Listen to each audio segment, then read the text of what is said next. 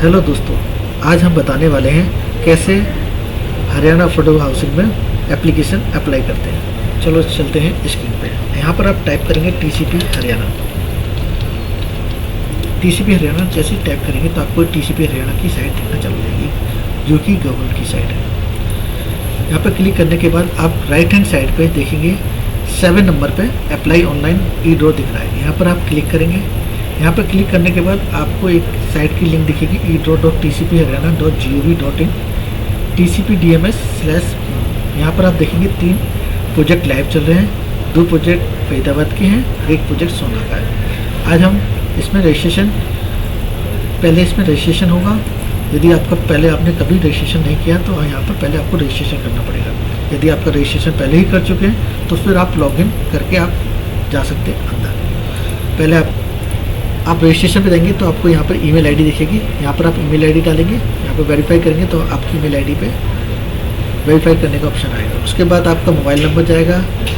Mobile verify करेंगे तो mobile number पे मैसेज आएगा, उसको डालना होगा। फिर उसके बाद आप अपनी प्रोफाइल क्रिएट करेंगे, जिसमें आप नाम, नंबर, ईमेल आईडी, आपका Aadhaar card, PAN card, passport size photo, सब कुछ डॉक्यूमेंट अपलोड करेंगे, सपोर्टिंग डॉक्यूमेंट, और अपना बैंक अकाउंट डिटेल्स। आप अपनी बैंक अकाउंट डिटेल्स सही ढंग से डालें, क्योंकि आपका रिफंड भी उसी अकाउंट में होगा जो आपकी प्रोफाइल में डला होगा। ठीक है, अब हम चलते हैं लॉगिन पे। सीधे लॉगिन पे चलते हैं। लॉगिन पे मैं यहाँ पर अपने डिटेल्स डालता हूँ।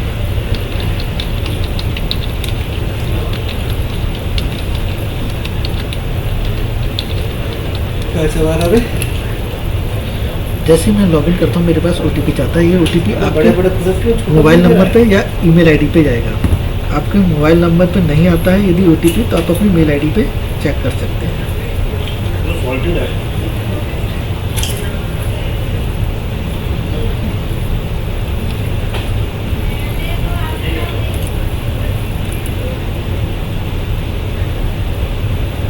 यहाँ पर मैं ओटीपी डालता हूँ।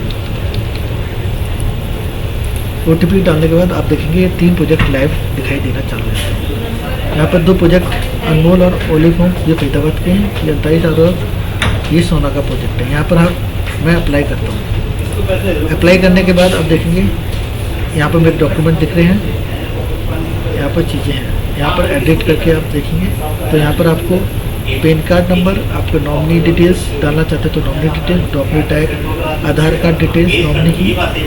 यदि आप डिपेंडेंट डिटेल डालना चाहते हैं तो आप डिपेंडेंट डिटेल यहाँ पर डाल सकते हैं। आप यदि सेकंड एप्लीकेंट डालना चाहते हैं तो सेकंड एप्लीकेंट डाल सकते हैं। यहाँ पर आप जैसे ही अपडेट करेंगे यहाँ पर सबमिट का ऑप्शन आएगा। यहाँ पर अपडेट का ऑप्शन आ रहा है, मैंने पहले कर रखा है इसलिए अपडेट का ऑप्शन आ रहा है, तो यहाँ पर सबमिट कर देंगे। कैटेगरी में जाएंगे। कैटेगरी में जाने के बाद आपको दिखेगा ये फीमेल, जनरल और 5% डेवलपर कोटा। तो आपको जनरल कोटा में सेलेक्ट करना है यदि आप नॉर्मल एप्लीकेशन। और आपका यदि उड्डा में कोई अपार्टमेंट नहीं है, कॉलोनी में आपका सेक्टर, तो आई डोंट नो करके आप यहाँ पर सबमिट कर दीजिए। यहाँ पर आपको डॉक्यूमेंट पे जाएंगे। डॉक्यूमेंट में आपको Aadhaar card, PAN card, passport size affidavit, ये सब डॉक्यूमेंट दोबारा से अपलोड करने पड़ेंगे। यहाँ पर ये चारों डॉक्यूमेंट डालना बहुत जरूरी है। बिना ये चारों डॉक्यूमेंट के आपका फाइल एंड सबमिशन नहीं होगा। एफिडेविट आप अपने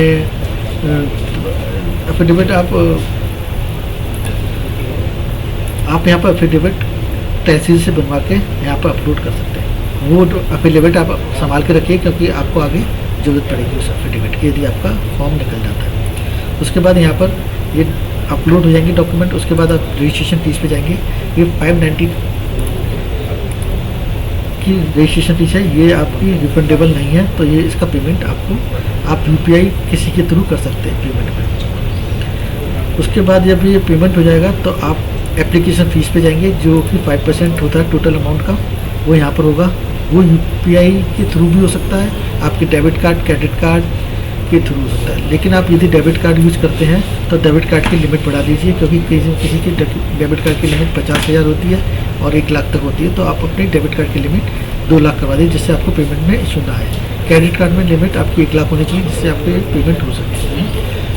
फिर उसकी पेमेंट स्लिप यहाँ पर दिखना चालू हो जाएगी। ऐसी सेम यहाँ पर भी आपको पेमेंट स्लिप दिख जाएगी, जो आप 590 का पेमेंट करेंगे तो यहाँ पर पेमेंट स्लिप दिख जाएगी। यहाँ पर पेमेंट स्लिप दिख जाएगी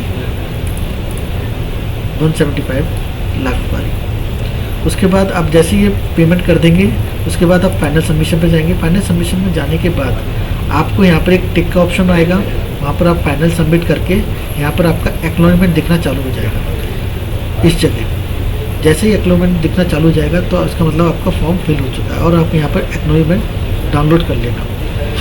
ये एक्नॉलेजमेंट डाउनलोड करने के बाद इसमें एप्लीकेशन नंबर होगा, जिससे आप अपने ड्रॉ में अपना रिजल्ट देख सकते हैं। यदि आपका रिजल्ट में नाम नहीं आता है तो आप आपका रिफंड आपकी प्रोफाइल में आपने बैंक अकाउंट डिटेल डाली है वहाँ पर चले जाएंगे विदिन 20 से 30 डेज़ के अंदर। और अधिक जानकारी के लिए आप हमारे नीचे दिए गए फ़ोन नंबर पर कॉल बैक कर सकते हैं।